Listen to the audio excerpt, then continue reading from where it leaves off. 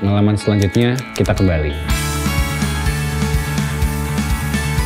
Tempat penuh kebahagiaan dan penuh magis, tapi juga tentunya banyak pengalaman yang bisa diambil dari situ.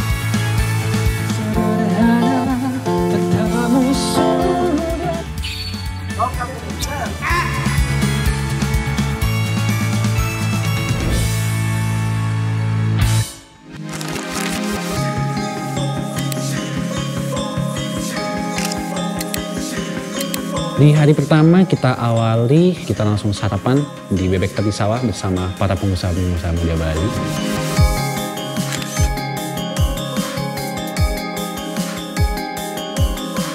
Banyak sekali pertukaran pikiran terkait bagaimana pengusaha-pengusaha di sektor ini bisa berdampak kepada masyarakat-masyarakat di sekitarnya. Ada beberapa contoh menarik dari beberapa sektor usaha seperti pertanian. Ternyata terlihat juga beberapa sosok-sosok maupun figur-figur muda di Bali yang cukup concern dengan bagaimana pertanian itu dijalankan dan menggunakan inovasi-inovasinya untuk fokus kepada sektor yang seringkali sekarang ter-overshadow oleh para pemuda. Ternyata kita bisa terus berkarya dimanapun, termasuk ke dalam sektor pertanian di mana kita sangat kaya raya. Namun yang perlu di-highlight adalah makanannya. Tadi meskipun bersih-bersih sambil makan bebek sih, katanya duck on the side of rice fields. Bebek tepi sawah. Dan itu menjadi salah satu go-to place kalau teman-teman mau ke Bali. Bebek Tepi Sawah merupakan salah satu tempat yang harus dicoba.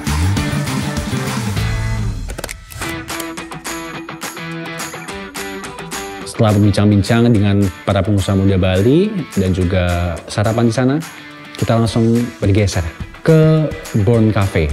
Di situ kita berbicara soal mental health. Ada beberapa teman-teman yang turut hadir di situ dan sharing, berbagi experience-nya, pengalamannya, dan juga beberapa wawasannya terkait mental health. Dr. Ai, dan juga ada Jung Nanda Bukti, dan juga ada Giliananda. Di situ Dr. Ai memperlihatkan bagaimana mental health itu bisa ditolong maupun ditangani dan kita fokuskan melalui perspektif klinis, medis, dan juga tindakan-tindakan preventif maupun kuratifnya. Kalau dulu kita bayangkan bahwa teman-teman yang gangguan jiwa ini pasti dijauhi, menakutkan, kan, memalukan.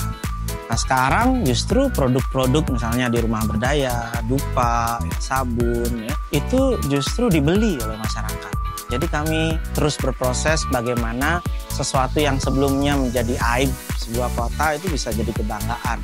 Nah saya pikir makin banyak membicarakan ini, makin aware tentang kesehatan mental, makin bagus. Tapi tentu saja ini memerlukan lebih banyak orang yang peduli. Dan ternyata dari Dr. Ai, Jung Nanda, terus juga Briananda, itu fokus kepada satu premis besar yang dibawa di situ terkait mental health. Bagaimana kita itu bisa fokus kait apa yang membuat kita bahagia dan kita harus mencari kebahagiaan itu dari segi yang positif. Tentu kita harus membatasinya agar tidak sampai terlalu positif yang nanti akibatnya jadi toxic positivity ya. Karena itu juga lagi ramai kayaknya. Saya di sini juga ingin berpesan kepada teman-teman berdasarkan pengalaman diri saya sendiri bahwa mental health itu bukan isu yang sepele. Oleh karena itu kita butuh bantuan profesional. Dan sudah saatnya kita sebagai anak muda menjadikan hal itu tidak lagi menjadi tabu, tapi hal yang bisa kita normalisasikan. Kalau kita juga pengen sih berkontribusi gitu kan kepada masyarakat, salah satunya adalah dengan memberikan free consultation ini.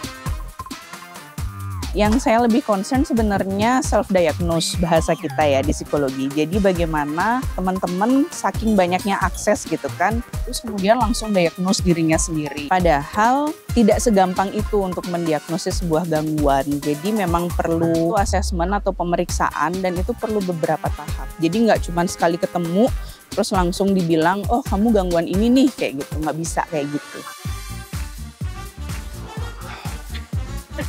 Capek.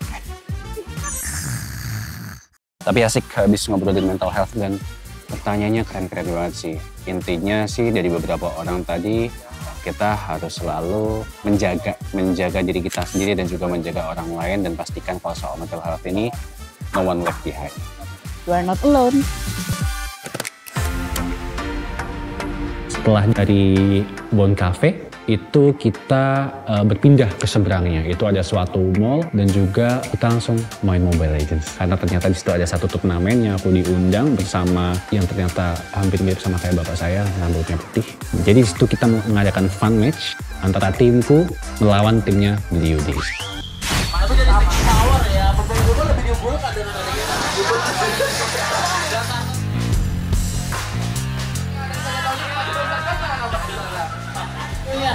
Potong gaji. Down, fun match antara.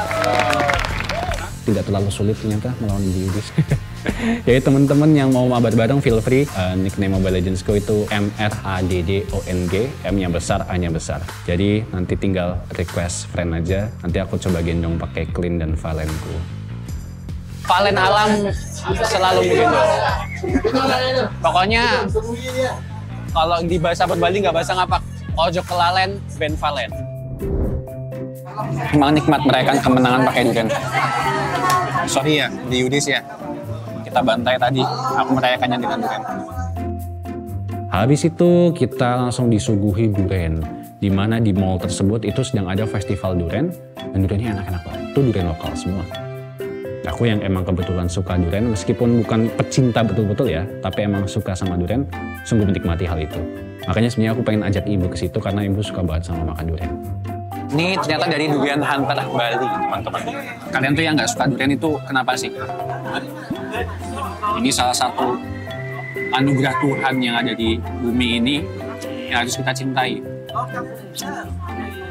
Jadi semoga teman-teman yang nggak suka durian mendapat pencerahan dari Tuhan Yang Maha Esa sehingga bisa dikembalikan ke jalan yang lebih lurus lagi. Semangat semuanya.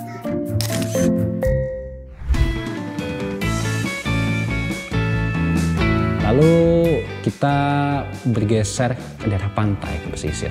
Kita mengadakan pertemuan bersama anak-anak muda di situ sama teman-teman relawan. Itu berbicara bagaimana kita bisa saling berkolaborasi, saling membantu khususnya terkait permasalahan anak muda. Kita sebagai medium komunikasi dan substansi sebagai narasi yang ada di dalamnya. Menjadi PR bersama bagaimana kita bisa meningkatkan rasionalitas ya dari para pemilih, khususnya pemilih muda. Karena dalam waktu yang singkat ini, tren menjadi faktor utama untuk pariwisata pedesaan. Kalau misalkan pariwisata pedesaan itu sebagai alternatif pengganti hotel, menggunakan rumah penduduk dan sebagainya gitu dengan tematik yang ingin dibawa dengan traffic dan sebagainya, atau bahkan mungkin transportasi publik ya, itu bisa kita exercise. Nanti kita lihat bagian mana yang optimal dari segi solution base-nya maupun cost efficiency-nya. Setelah kita berbincang-bincang, kita langsung bergeser ke pantai. Di situ ternyata seringkali live music with sunset. Wah, itu bagus banget. Jadi di pinggir pantai kita bisa nonton orang live music akustikan ya. Kita lagi ada di pinggir pantai. Kita lihat sunset yang belum terlalu set. Jadi masih tinggi, masih gini-gini kan lihat. Dan aku tiba-tiba ditodong untuk nyanyi di situ dan biasa nyanyi lagi. Apabila tak bersamamu, ku pastikan ku jalani dunia. Tak seindah kemarin, sederhana tatamu sudah cukup lengkapi sempurnanya hidup bersamamu.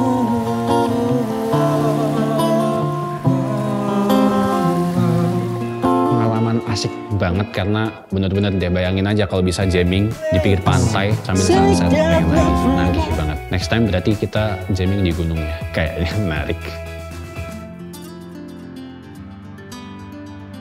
Lalu itu udah sunset, kita langsung mengejar ke Uluwatu karena kita pengen banget nonton pentas tarinya. Dan itu emang terkenal banget karena di situ ketemu teman-teman lama saya, monyet-monyet di Uluwatu. Teman-teman, monyet-monyet di Uluwatu itu sangat-sangat baik, tapi terlalu friendly. Jadi harap hati-hati kalau misalkan bawa kayak ini kamera, kacamata, handphone dan lain sebagainya. Kita nonton tari kecaknya di situ.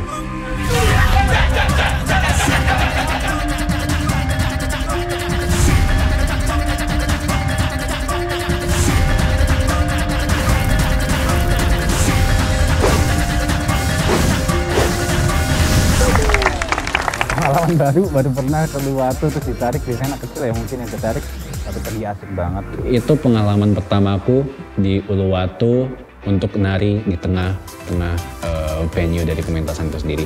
Dan itu luar biasa indah, luar biasa asik. Kalau saranku sih ya teman-teman, kalau misalkan mau dapat experience atau pengalaman yang optimal, pas sunset sih. Pas sunset di Uluwatu itu dapat banget. Itu kan kayak kolosium gitu ya, jadi melingkar gitu, tidur, terus di tengah sini itu pementasannya, lah di belakangnya itu langsung laut lepas.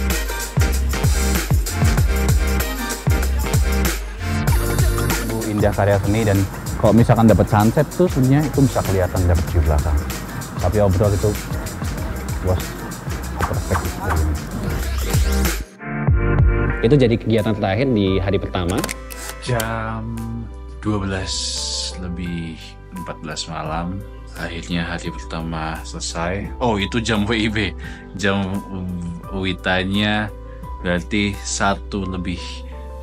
So this is day 1, not this is Cogil. See you besok di hari kedua pengalaman Bali.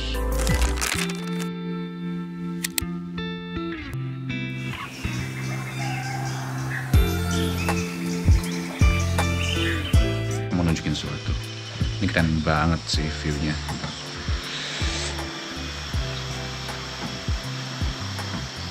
So please enjoy this day too, dan hopefully kita bakal belajar banyak hal, dan juga semoga day 2 tidak kalah asiknya dengan day 1 kemarin. Di hari kedua kembali kita awali dengan makan-makan seperti biasa bersama berbagai komunitas di sana, dari komunitas popland, komunitas tanaman hias, kelompok tani, dan bahkan sampai komunitas reptil. Dan di situ kita sharing bagaimana komunitas-komunitas ini itu ternyata memiliki potensi yang luar biasa besar dari segi industrinya, namun masih minim perhatiannya. Jadi tadi habis ngobrol-ngobrol sama komunitas petani, tanaman hias, sama reptil. Ternyata masih banyak banget permasalahan petani yang ada di sini. Petani di sana menyampaikan bahwa sumber air itu di beberapa tempat di Bali itu bukan menjadi masalah, tetapi sistem irigasinya dan bagaimana transfer knowledge terkait inovasi-inovasi pertanian itu belum sampai ke bawah, dan distribusi terkait sistem irigasi itu perlu dibenahi. Dan ini menjadi PR kita bersama, bagaimana kita bisa saling berkolaborasi untuk memperbaiki seluruh tatanan, secara khusus pertanian. Para petani itu sebenarnya udah menemukan solusinya, tinggal butuh support aja dari beberapa pihak. Padahal di sini tuh menjadi salah satu lumbung padi di daerah Bali di Tabanan. Tadi sempat nyoba juga beras merahnya, enak banget. Dan mereka di sini menghasil beras putih, beras merah, sama beras hitam. Terus juga ngobrol sama teman-teman tanaman hias, ternyata banyak sekali problem-problem. Kalau misalkan mau ekspor ke luar negeri itu lama sekali prosesnya. Kalau di Indonesia di balai karantina itu butuh 14 hari buat memproses, tapi kalau di Thailand hanya 30 menit. Itu perbandingannya sangat cukup jauh. Jadi kalau misalkan emang harapan mereka di sini bisa dipercepat dan dipermudah soal itu. Oh iya, ada di bawah beberapa reptil gitu. Yang kalau boleh jujur aku tuh kalau hewan melata yang ada kakinya tuh agak berani sedikit, tapi sedikit banget gitu. Kalau reptil nggak banyak cerita, soalnya aku takut. Yang datang soalnya iguana. Ada kura-kura juga, terus ada anjing di sana. Dan anjingnya tuh lagi main sama kura-kura. Jadi kayak kura-kuranya itu kayak Master Uguay, lagi nyari muridnya baru dan ketemu muridnya itu anjing di Bali gitu. Dan itu lucu banget. Banyak gaya kamu. Banyak pengalaman-pengalaman tak terduga di sana. Tapi overall itu inovasi luar biasa, karena di Karma Farm ini ada juga, itu pokoknya suatu sentra komunitas di mana para komunitas-komunitas khususnya tanaman hias itu bisa showcase hasil tanaman hiasnya, hasil mereka budidaya, dan itu juga diperjualbelikan di situ. Dan di belakang itu mereka membuat suatu kolam renang yang desainernya adalah warga lokal sendiri, dan itu dari batuan alami dan airnya langsung dari pegunungan di situ juga. Jadi kemarin itu adalah alam kembali ke alam.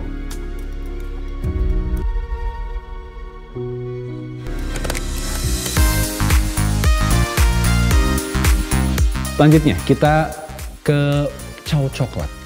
Di sini itu front to end terkait produksi coklat.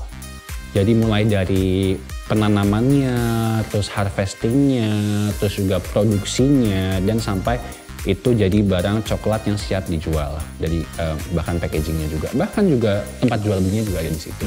Dan di Chow Coklat ini kita melihat seluruh proses tersebut, dan karena aku suka banget sama coklat, itu menjadi suatu pengalaman yang aku highlight betul. karena bisa nyicipin coklat banyak gitu. Dijelasin ini ada coklat couverture, ini coklat organik, coklat apa. Dan dicicipin juga buah kakao yang masih mentah, yang masih belum diproses menjadi coklat. Dan itu mirip manggis ternyata. Rasanya agak gimana gitu. Kalau kata AB yang di TikTok, cekut. Tapi asik sih melihat prosesnya dari hulu sampai hilir, dan mereka itu memang membuka layanan. Dan juga kembali lagi ada diskusi juga bersama petani-petani muda menceritakan kesulitannya di sektor masing-masing. Kalau misalkan petani buah-buahan itu mayoritas dari mereka memang merasakan bibit dan standarisasi. Dan setelah kita banyak kembali ke alam, kita kembali ke kota lagi ya. Sesuatu yang masih dalam spektrum anak muda tetapi lebih modern, entah ke Keduk Village. Jadi ke Belik Keduk ini, kita melihat bagaimana Belik Keduk seorang seniman yang sangat menjiwai. Oh, pas banget kebetulan aku pakai brandnya Belik Keduk. Jadi NK13 ini, mungkin teman-teman Bali mohon dimaafkan, kepanjangannya NK ini itu Naskleng. Gitu. Dan ini menjadi salah satu merchandise yang Belik Keduk punya, karena Belik Keduk itu punya artisan workshop, bengkel gitu, untuk merakit secara custom motor-motor dan bisa fitting sesuai ukuran kita masing-masing. Dari tahun 40-an sampai 2000 itu masih mirip konstruksi mesinnya. Jadi di atas 2000 udah injeksi, itu udah beda, udah computerized. Keren banget. Jadi aku jujur nggak bisa berlama-lama di bengkel itu karena jadi pengen gitu. Jadi nggak bisa lama-lama, cuman lihat-lihat sejenak terus kita langsung ke shopnya. Belik Keduk di situ ada NK13 dan juga ada beberapa brand-brand lokal Bali. Ada Keduk Village-nya juga merchandise di situ. Terus Belik Keduk ini seorang seniman yang luar biasa yang tidak hanya berkarya pada satu aspek tertentu, tapi beliau juga seorang seniman ogoh-ogoh. Jadi ogoh-ogoh ini di Bali itu menjadi salah satu daya tarik. Dan Belik Keduk ini salah satu yang sangat-sangat inovatif. Hasil-hasil karyanya luar biasa. Dan juga inovasi-inovasi bagaimana ogoh-ogoh ini bisa bergerak. Jadi pakai sistem hidrolik segala macam itu wah keren banget. Dan dilihatin story-nya, proses pembuatannya dari sketching sampai nanti dari eksekusi itu luar biasa melelahkan sih kayaknya, tapi apresiasi betul untuk teman-teman yang masih mencoba dengan sepenuh hati, dengan penuh cinta, menuangkan kreativitasnya, menuangkan ideasinya untuk mempertahankan ogoh-ogoh ini, mengikuti gaya-gaya inovasi masing-masing. Halo.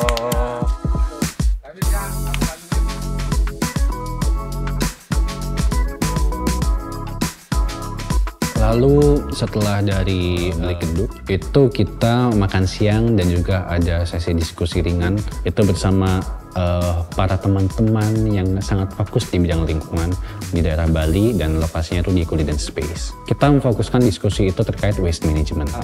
Sampah di Bali itu menjadi masalah yang sudah turun-temurun dan sepertinya dengan bertambahnya populasi itu juga permasalahan yang proporsional juga arahnya. Kalau misalkan kita sudah membuat sistem waste management yang baik, kesadaran masyarakat itu juga menjadi faktor penting, bahkan jauh lebih penting. Faktor utama yang bisa membuat lingkungan kita bersih adalah kesadaran masyarakat itu sendiri. Dan di sana juga diperlihatkan beberapa karya dari teman-teman komunitas lingkungan. Ada yang membuat soap bar dari bahan-bahan organik, eco-friendly, terus juga ada eco-enzim di sana. Dan juga dari teman-teman Sungai Watch, itu juga menjelaskan bagaimana inovasinya itu mampu menjadi salah satu solusi ad hoc ya untuk masalah sungai ini sendiri. Bahkan bukan ad hoc, itu bisa menjadi solusi yang kontinu. Dan itu menjadi salah satu snowball effect, multiplier effect yang juga bisa menjadi motivasi kita bersama, inspirasi bersama untuk melakukan hal yang serupa.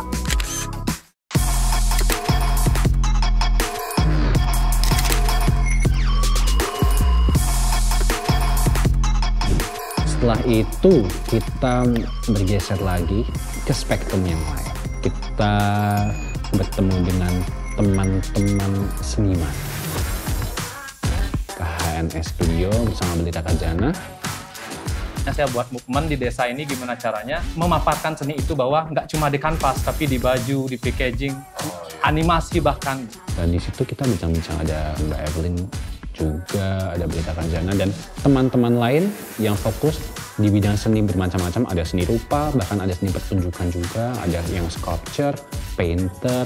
Dan salah satu hal yang bisa di-highlight adalah para seniman ini sangatlah kreatif, mereka sudah punya identitasnya masing-masing dalam karya seninya. Namun konsensus maupun pembicaraan diskursus yang terjadi di situ adalah bagaimana kita bisa membantu memonetisasi karya seni agar bisa lebih demokratis dan bisa lebih diakses untuk pasar banyak. Karena apabila kita rely on dengan cara-cara monetisasi konvensional, ini akan sangat sulit bagi para seniman-seniman, khususnya seniman baru, seniman pemula, untuk bisa memunculkan namanya dan memiliki presence tertentu di pasar. Dan juga aku agak lupa sih di Bali itu tanggal berapa, mungkin 17 sampai 19 mungkin. Tapi ya masih aja itu disiapin kue, dikasih kado, tiup lilin, dan akhirnya juga dapat beberapa surprise di situ. Dari Beli Rakajana juga ada beberapa artwork, ini masalam gitu, buat ulang tahun. Dari Evelyn juga dia collab sama keluarga tertentu dan juga diberikan di situ. Itu pengalaman yang sangat dunia.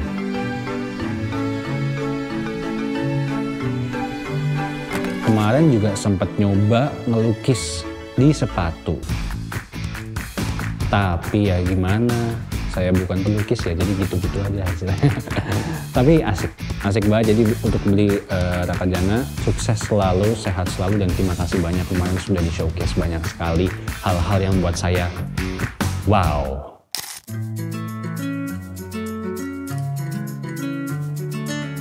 Hari kedua diakhiri dengan di desa Sayan. Ketemu banyak sekali warga karena akhirnya aku beristirahat di rumahnya Jeromade. Dan kita langsung nyoba masak, bikin lawar dan juga makan lawar di situ. Wah, itu ramai banget, banyak sekali orang di situ. Yang terasa banget rasa kekeluargaannya, kehangatannya, rasa kasih sayangnya, dan solidaritasnya di situ ada gitu. Dan itu luar biasa indah dilihat. Karena selain makanannya enak banget juga, kemarin sempat menari bareng juga.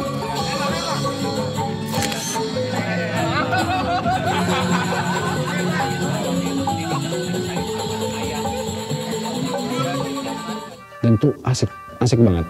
Dan Jeromade ini luar biasa juga, seorang seniman luar biasa juga, seorang pemuka adat yang luar biasa juga. Rumahnya wow, sesuatu yang belum pernah saya rasakan sebelumnya atmosfernya. Karena itu menjadi salah satu wow factor yang saya temukan saat bermalam di rumah Jeromade. Dan paginya disediakan salah satu makanan kesukaan saya, nasi kuning, sarapan di situ. Terus kita keliling-keliling ke rumahnya Jeromade.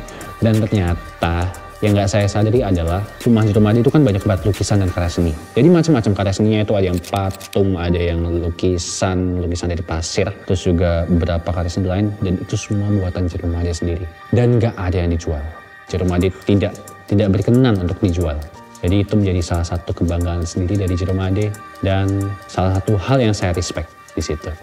Jeromade, terima kasih banyak sudah menerima saya dan teman-teman untuk membuat malam di sana, dan mohon maaf apabila merepotkan.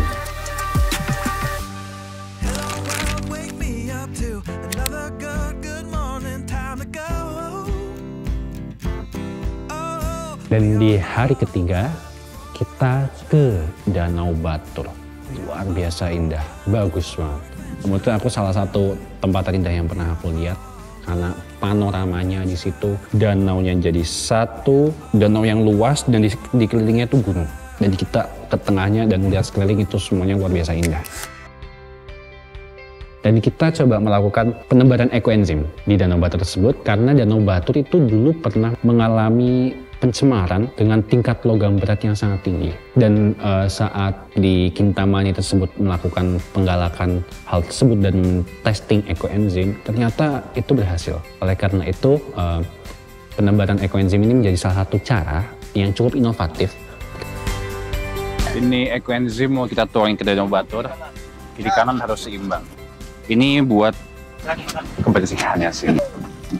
Terkait bagaimana kita bisa membantu lingkungan kita untuk kembali ke dalam status awalnya dan kondisi awalnya sebagai lingkungan yang mampu menjadi ekosistem supporting untuk kita agar kita juga dapat hidup nyaman dan juga sehat. Dan di situ ditemani bersama komunitas lingkungan juga menabur ekoenzim di rangkaian Danau Batur menjadi pengalaman yang sangat memanjakan mata. Rasanya healing.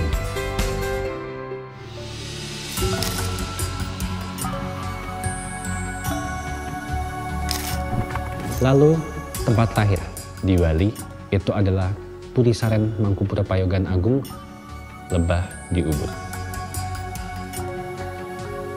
Yang waktu itu sedang melaksanakan persiapan untuk upacara adat Puja Wali dan juga dilalahnya ketemu Pak Wagub di sana.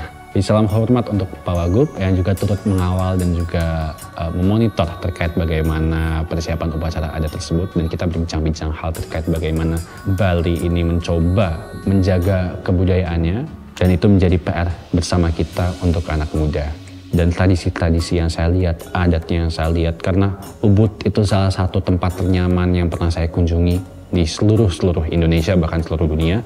Sehingga Ubud maupun Tipura ini pun menjadi salah satu tempat yang memiliki special place di memori saya. Karena warnanya sangat indah di mata, bagaimana adat tersebut dijaga oleh bersama-sama seluruh masyarakatnya. Bali merupakan tempat yang cukup indah dan pastinya tidak akan pernah bosan untuk selalu kembali ke sana karena ada sifat-sifat yang sangat Bali.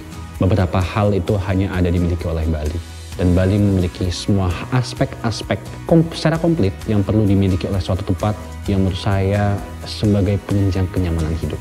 Yang pertama makanannya, kulturnya, alamnya, dan manusianya. Dan Bali punya semua itu. Bali magis.